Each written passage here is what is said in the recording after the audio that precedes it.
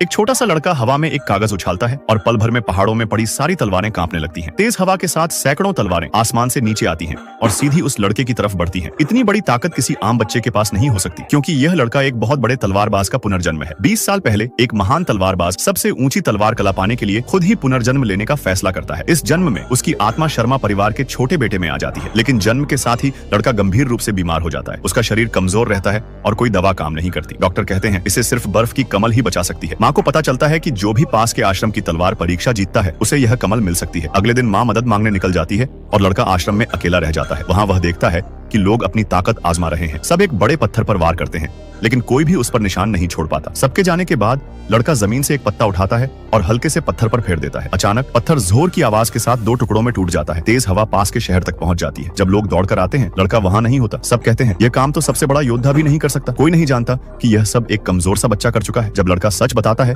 तो लोग उस पर हंसते हैं। माँ अपने बेटे को बचाने के लिए खुद तलवार परीक्षा में उतरती है। परिवार का बड़ा बेटा अपनी तलवार कला दिखाकर माँ का मजाक उड़ाता है। लड़ाई में माँ हारने लगती है, लेकिन बेटे के लिए वह फिर खड़ी हो जाती है। लड़का धीरे से बोलता है, तलवार में ताकत नहीं, संतुलन जरूरी होता है। माँ उसकी बात मानती है और अचानक हालात बदल जाते हैं। वह बड़े बेटे को घायल कर देती है। पूरा मैदान चुप हो जाता है, लेकिन जब माँ दवा मांगती है तो उसे फिर धोखा मिलता है। तभी लड़का आगे आता है, माँ के सामने खड़ा होता है और शांत आवाज में कहता है, अब ध्यान से देखो असली तलवार कैसी होती है।